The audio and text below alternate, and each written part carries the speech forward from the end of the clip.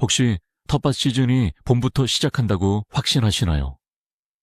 만약 제가 수확을 위한 가장 중요한 싸움은 기온이 0에 가깝고 땅이 얼음으로 단단하게 덮였을 때 시작된다고 말한다면 어떨까요? 많은 초보 텃밭지기들은 씨앗이 얼어 죽거나 썩을까봐 월동 파종을 극도로 꺼립니다. 하지만 또 다른 사람들은 정반대로 봄에 씨를 뿌리는 것은 시간과 수분 낭비라고 주장하죠. 오늘은 단순히 두 가지 방법을 비교하는데 그치지 않을 겁니다. 월동 파종과 봄 파종에 대한 철저한 극한 비교 테스트를 진행해 볼 거예요.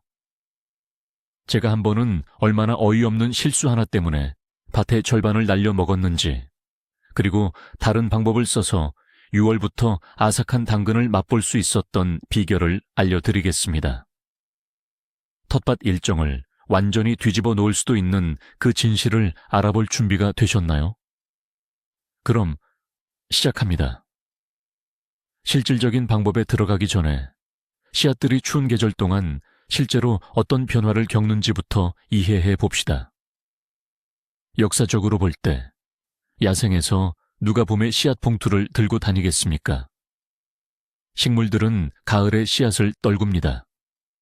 씨앗들은 눈 아래서 겨울을 나고 자연적인 선택 과정을 거쳐 날씨가 허락하는 즉시 싹을 틔웁니다. 월동파종은 근본적으로 자연을 속이려는 시도, 아니 더 정확히 말하면 우리의 통제 아래에서 자연의 순환 리듬에 맞춰보려는 시도라고 할 수 있습니다. 반면 봄파종은 고전적인 농사 기법입니다.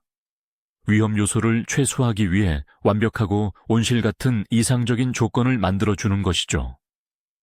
하지만 안전한 것이 항상 최고의 방법을 의미할까요?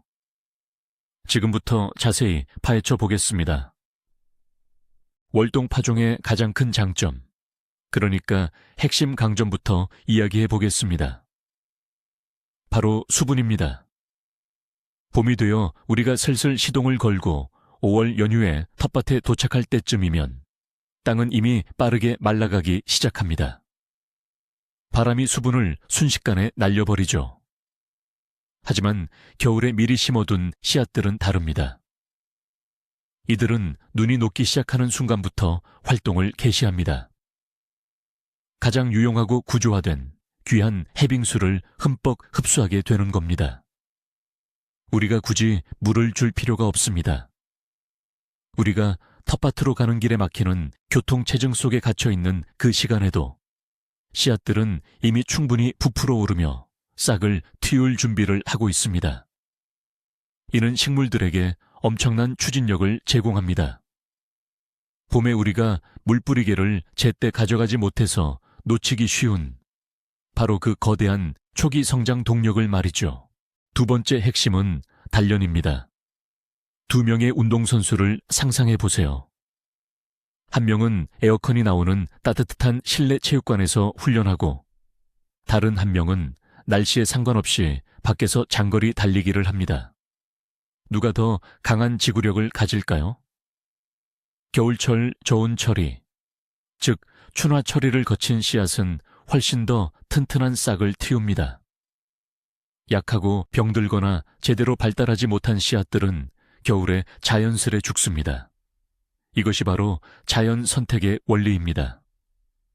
결과적으로 봄이 되면 병치레가 적고 온도 변화에 더 잘 저항하는 가장 강한 식물들만 밀집해서 자라게 됩니다. 봄에 약하게 자란 작물들은 단 한 번의 늦추위에도 쉽게 쓰러져 버립니다. 이제 시간 관리 측면을 한번 살펴볼까요?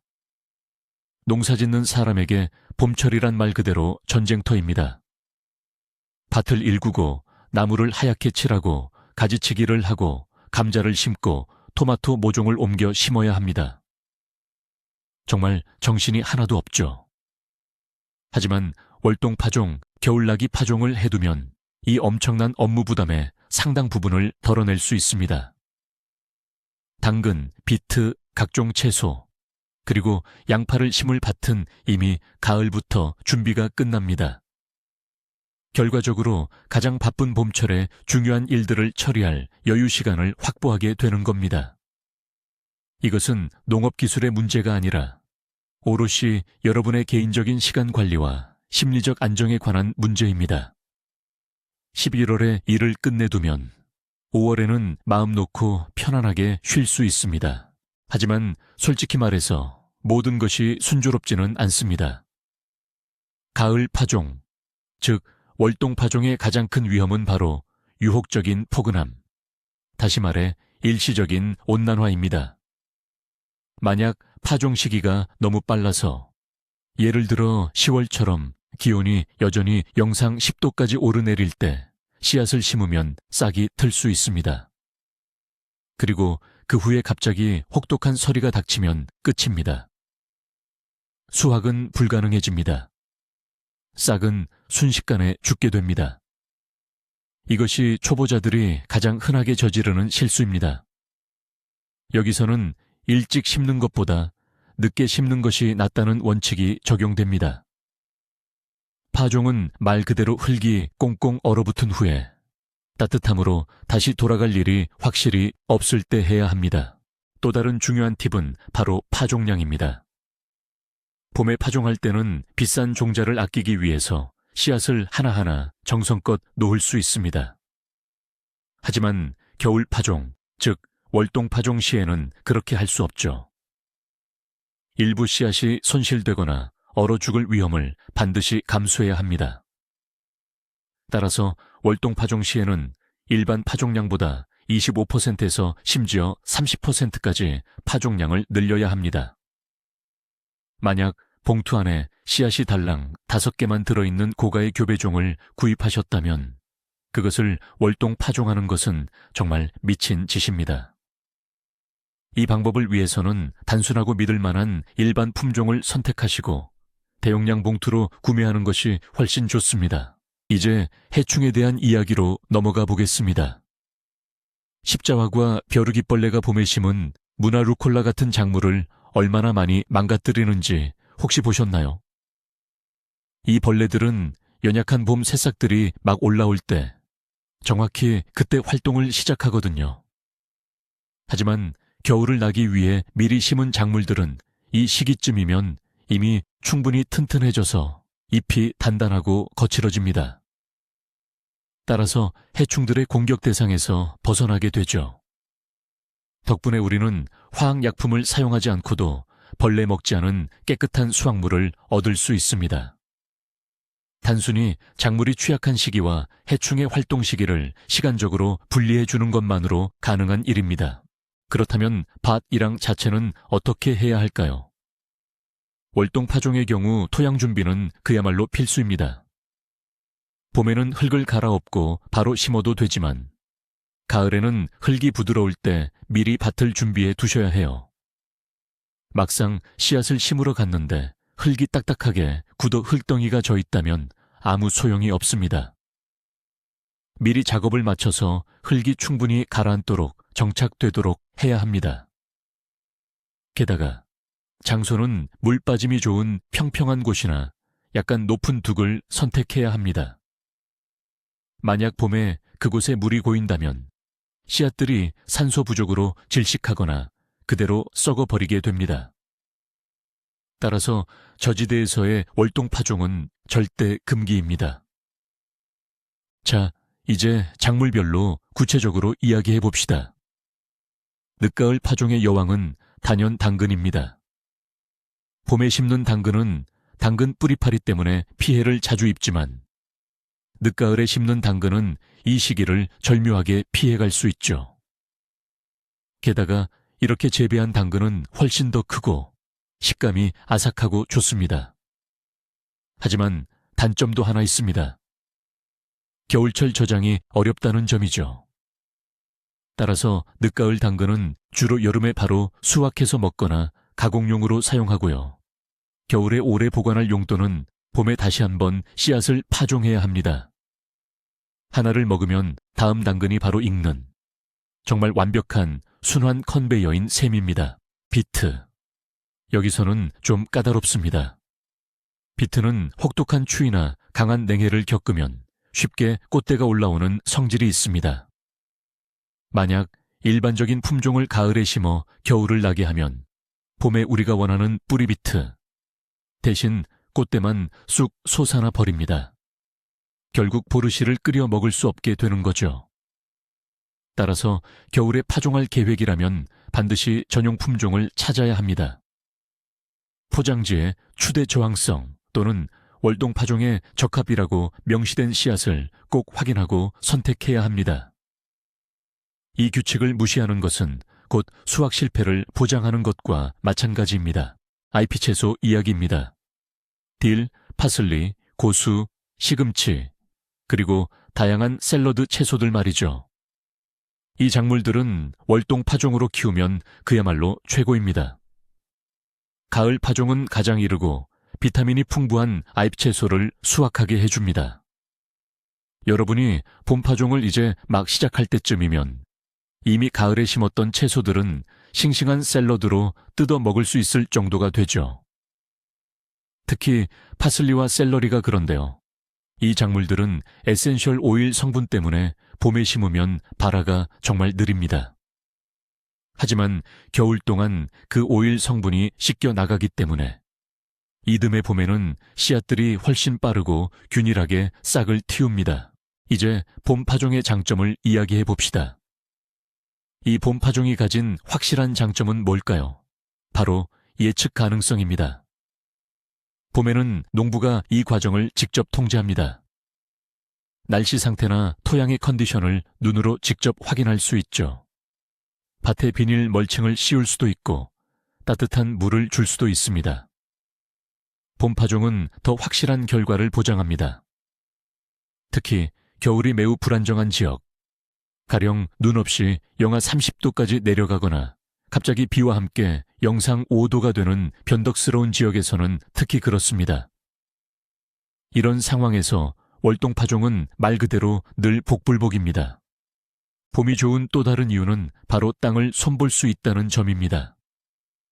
봄에는 씨앗을 뿌리기 직전에 질소 비료를 주고 땅을 파서 아주 푹신하고 부드럽게 만들 수 있습니다. 하지만 가을에 얼어붙은 땅에 씨를 뿌릴 때는 미리 준비해둔 마른 흙으로 씨앗 위에 그냥 덮어주는 수밖에 없습니다. 땅을 일군다는 건 생각조차 할 수 없죠.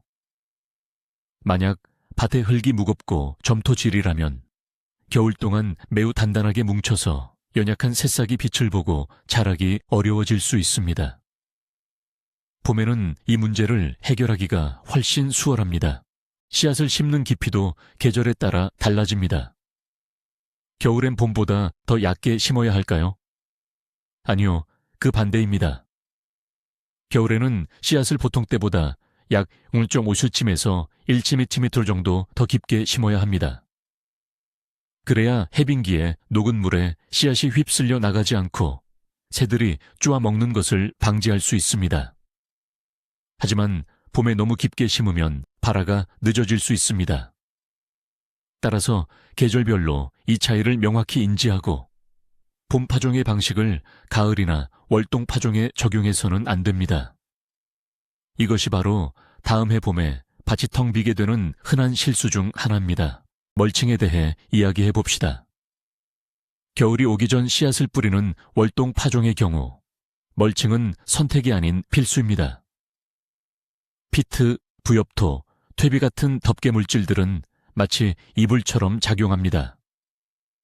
눈이 없는 강추위 속에서 뿌리와 씨앗이 얼어 죽지 않도록 보호하는 역할을 하죠. 하지만 봄철에는 사정이 다릅니다.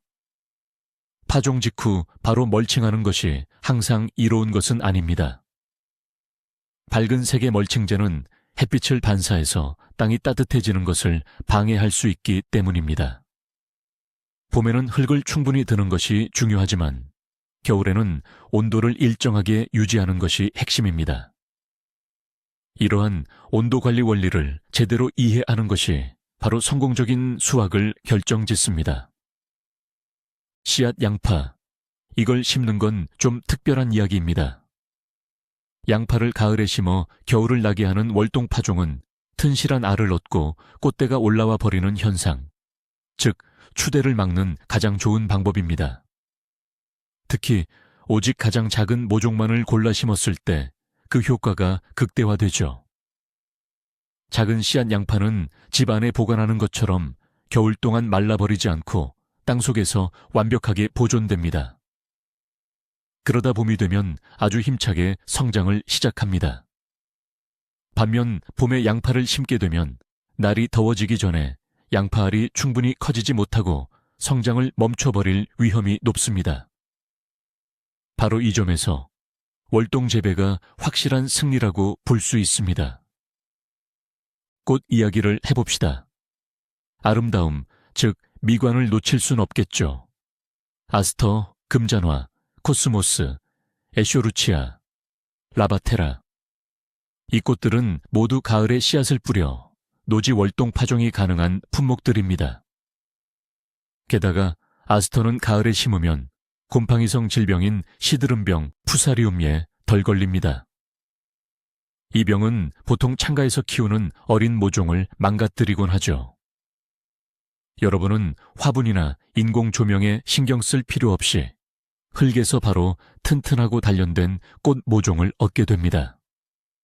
덕분에 봄철 창틀 공간을 훨씬 더 넓게 활용할 수 있어요. 겨울철 파종에 절대 심으면 안 되는 작물은 무엇일까요? 바로 따뜻한 기후를 좋아하는 작물들입니다. 대표적으로 토마토, 고추, 가지, 오이, 주키니, 호박 같은 것들이 그렇죠. 물론 퇴비더미에서 작년에 떨어진 토마토나 호박 씨앗이 봄에 싹을 틔우는 예외적인 경우도 있긴 합니다. 하지만 이는 말 그대로 아주 특별한 예외일 뿐입니다. 일반적인 기후 조건에서 이 씨앗들은 99%의 확률로 차가운 기온과 습기 때문에 썩어버리고 맙니다. 또한 특별한 월동 품종이 아니라면 콩이나 완두콩으로 실험을 시도하지 마세요. 이 작물들은 따뜻하고 포근한 땅을 좋아하기 때문입니다. 경제적인 측면에서 보자면 봄철에는 씨앗이나 비료 가격이 폭등하는 경우가 많습니다. 반면에 가을에는 가든센터에서 대대적인 할인 행사를 진행하죠. 따라서 가을에 미리 물품을 구매하고 파종하는 것이 확실히 저렴할 수는 있습니다. 다만 씨앗 소모량이 늘어난다는 점을 반드시 염두에 두셔야 합니다. 즉, 개별 씨앗 봉지의 가격은 낮아지지만 전체적으로 더 많은 양이 필요하다는 뜻이죠. 결과적으로 따져보면 지출되는 비용 자체는 비슷할 수 있습니다.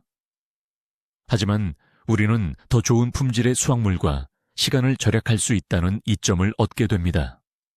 심리적인 관점에서 많은 텃밭 가꾸는 분들에게 시즌을 마감하는 것은 하나의 의식과도 같습니다. 월동 파종은 주요 작업이 끝난 후에도 흙과 소통하는 즐거움을 계속 누릴 수 있게 해주죠. 하지만 만약 이번 시즌에 너무 지쳐서 4월까지 텃밭 생각을 잊고 싶다면 억지로 자신을 몰아붙이지 마세요.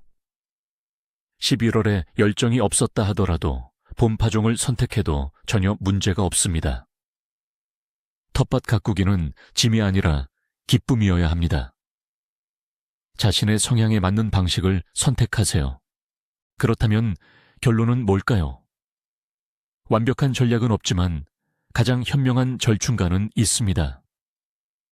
숙련된 농업 전문가들은 모든 것을 한 바구니에 담지 말고 위험을 분산하라고 조언합니다.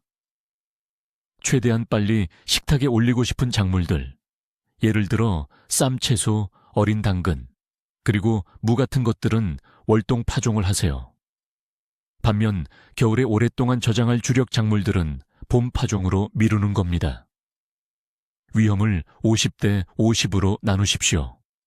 이렇게 하면 일찍 비타민을 섭취할 수 있고, 만약 날씨 때문에 문제가 생기더라도 겨울 식량 걱정은 확실히 덜 수 있습니다. 결론적으로 두 파종법을 비교했을 때 월동 파종은 수확 시기가 빠르고 초기 작물의 품질이 좋다는 장점이 있지만 작물의 저장성이 떨어지고 재배 안정성이 낮다는 단점이 있습니다. 반면에 봄 파종은 안정적인 관리와 예측이 가능하다는 이점이 있지만 그만큼 소중한 수분과 시간을 놓치게 되죠. 그래서 제 조언은 이렇습니다. 이번 시즌에는 작은 텃밭이라도 실험용으로 사용해 보세요.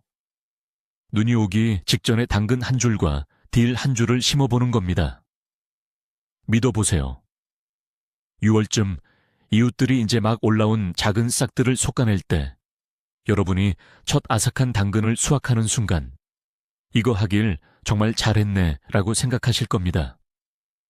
끝까지 시청해 주셔서 감사합니다. 혹시 월동 파종 경험이 있다면 댓글로 무엇이 잘 자랐고 무엇이 실패했는지 꼭 공유해 주세요. 여러분의 경험이 누군가의 농사를 성공으로 이끌 수 있습니다. 구독과 좋아요 부탁드리고요. 다음에 텃밭에서 다시 만나요.